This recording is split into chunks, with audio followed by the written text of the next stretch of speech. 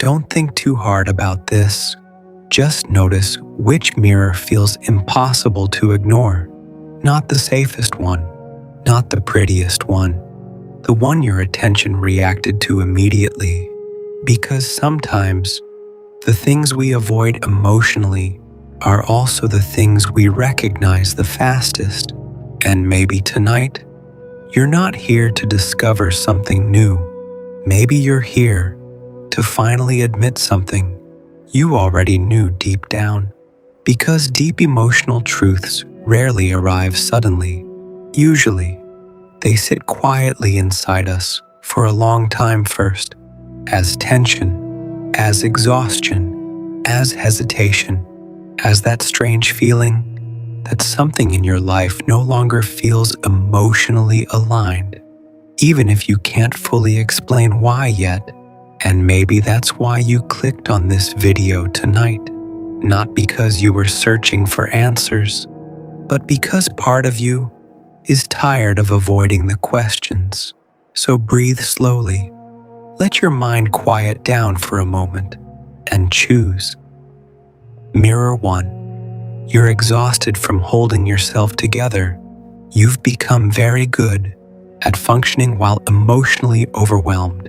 So good, in fact, that most people around you probably have no idea how tired you really are, because you still respond, still work, still show up, still handle responsibilities, still say the right things at the right moments.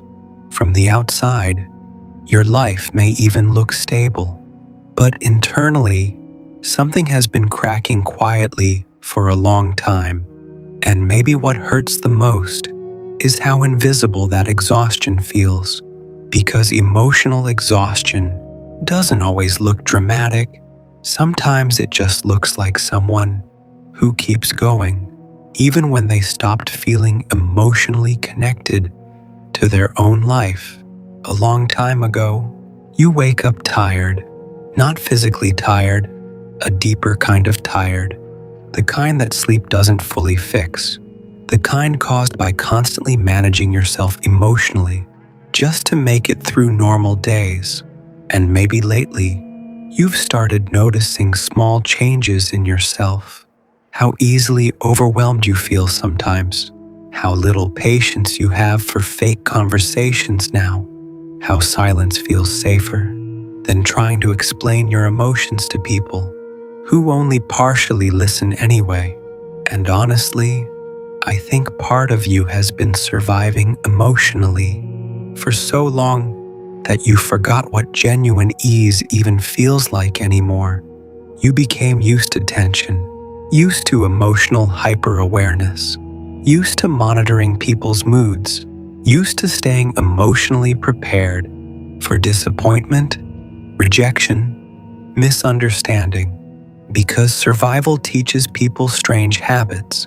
It teaches them to stay calm, even while hurting, to smile carefully, to downplay their emotional needs before anyone else has the chance to dismiss them first. And after years of doing that, many people stop recognizing how much pressure they're carrying internally. It just becomes normal. The anxiety becomes normal. The emotional self-control becomes normal. The loneliness becomes normal. And maybe part of you has been quietly hoping someone would notice how tired you are without forcing you to explain it out loud. But maybe even that feels difficult now, because when people spend enough time emotionally surviving, they often stop believing their feelings deserve space at all. And honestly, that realization changes people deeply.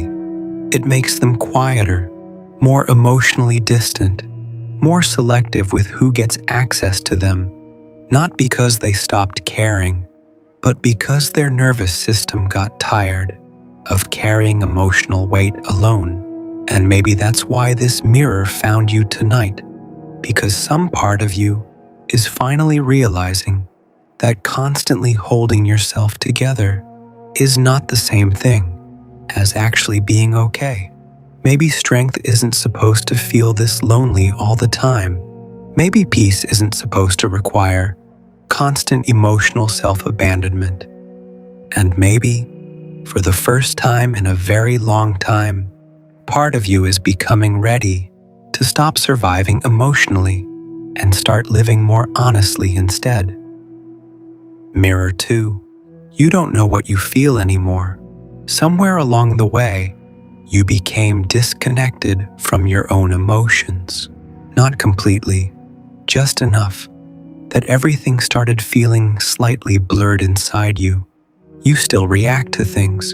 You still think deeply. You still care about people. But clarity feels harder to reach lately.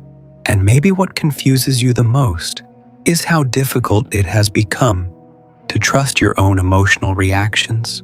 When something hurts you, you analyze it instead of feeling it. When something feels wrong, you immediately question yourself first. When your intuition speaks, your mind interrupts it before it fully forms. And honestly, that kind of inner disconnection becomes exhausting after a while, because human beings are not meant to constantly doubt their own emotional reality. But maybe that's exactly what happened to you. Maybe somewhere in your life, you learned that your feelings were inconvenient, too sensitive, too emotional, too complicated, too difficult for other people to handle comfortably. So instead, you adapted. You became more logical, more emotionally controlled, more careful about how much truth you revealed. And slowly, without realizing it at first, your relationship with your own emotions became distant. You stopped listening to yourself naturally. You started needing evidence for your feelings, proof, validation, permission, and eventually, you became so focused on understanding everyone else emotionally that you stopped understanding yourself clearly. You learned how to read rooms, how to sense tension instantly, how to adjust your personality depending on who you were around. But your own inner voice, that became quieter and quieter over time, until eventually, you stopped fully trusting what you felt at all. And maybe that's why confusion has followed you lately. Not because you lack intelligence, not because you're lost, but because emotional disconnection creates internal fog. And internal fog makes every decision feel heavier, every relationship harder to interpret, every emotion harder to trust. And honestly, I think part of you misses certainty. Not certainty about the future, just certainty about yourself, about what you genuinely feel, about what your body is trying to tell you underneath all the overthinking. Because deep down, your emotions never fully disappeared. They just became buried underneath adaptation, underneath performance, underneath emotional self-protection. And maybe this mirror appeared tonight because some part of you wants to reconnect with yourself again. Not perfectly, not dramatically, just honestly enough to hear your own inner voice clearly again. Mirror 3. Part of you still lives in the past. There are versions of your life you still revisit emotionally, sometimes intentionally, sometimes without even realizing it. Certain memories still carry emotional gravity inside you.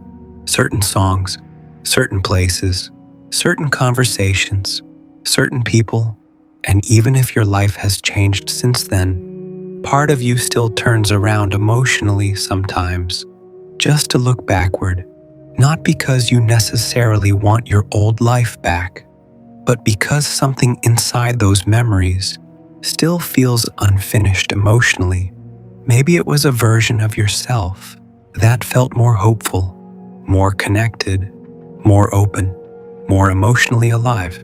Or maybe it was simply a time before disappointment made you this careful, before experience taught you how suddenly things can change, before emotional survival became your default setting. And honestly, nostalgia is complicated Because people don't only miss situations, sometimes they miss who they were emotionally during those situations, the way they used to laugh more easily, the way life once felt softer, the way certain dreams still felt possible back then. And maybe lately, you've noticed yourself emotionally revisiting those versions of your life more often, not because you're weak, not because you're stuck, but because part of you is trying to reconnect with something emotionally meaningful that feels absent in your present life right now. And maybe what hurts the most is realizing that time changes people quietly, sometimes so quietly that you don't notice the distance immediately, until one day, certain relationships feel unfamiliar, certain conversations feel empty, certain versions of yourself no longer fit naturally anymore. And honestly, grieving emotional change is difficult because there's nothing concrete to hold, no clear ending, no obvious moment where everything shifted permanently, just a gradual realization that something important no longer feels the same inside you. And maybe part of your healing now is understanding something painful but necessary. You don't actually want to go backward. You just want to feel emotionally alive again. You want connection again, meaning again, presence again. And those things cannot be found by emotionally living inside memories forever. They can only be rebuilt by becoming emotionally honest in the present, even when the present still feels uncertain sometimes. Mirror 4. You're afraid of what you'll discover about yourself. There are parts of yourself you rarely sit alone with, not because they're evil, not because they make you a bad person, but because they feel emotionally dangerous. To acknowledge honestly, certain fears become louder in silence, especially late at night, especially during the moments when distraction finally stops working. And maybe lately, you've noticed something uncomfortable. The more quiet your environment becomes, the louder your inner world feels. Thoughts you avoided all day suddenly return. Emotions you postponed suddenly resurface. Certain memories replay themselves with uncomfortable clarity. And no matter how many times you try to move past them logically, emotionally, something still feels unresolved underneath. Maybe it's anger you never expressed properly. Maybe it's grief you minimized too quickly. Maybe it's loneliness that became so familiar you stopped recognizing it as loneliness anymore. Or maybe the hardest thing to admit is how much of your life has been shaped by emotional survival instead of emotional truth. Because survival teaches people strange things.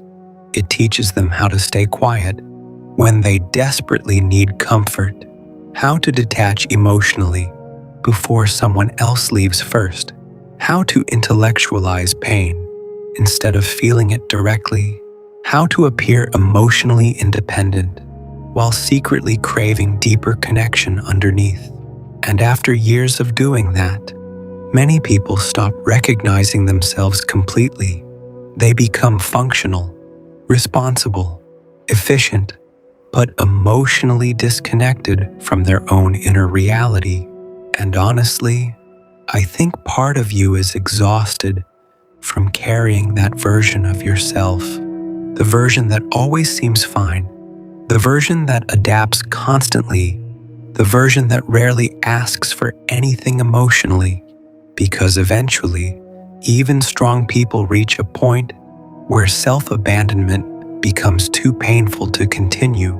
And maybe that's why this mirror found you tonight, because some part of you is finally becoming ready to look at yourself honestly, not perfectly, not all at once, just honestly enough to stop running from your own emotional truth, because awareness changes people quietly, completely. And once you begin seeing yourself clearly, your life can never fully return to emotional unconsciousness again. Maybe none of these mirrors were random. Maybe they reflected parts of yourself you've been trying not to look at directly for a long time. And maybe tonight was never about judgment. Maybe it was simply about awareness, quiet awareness, the kind that follows you after the video ends, the kind that slowly changes the way you move through your life, the way you speak to yourself, the way you tolerate certain relationships, the way you understand your own emotions. Because awareness changes people, even before they fully realize it's happening. So, whichever mirror pulled your attention first tonight, stay curious about it, because sometimes the truths we avoid the longest are the truths shaping our lives the most quietly. And maybe this is the first night you finally stopped long enough to hear them clearly. Good night.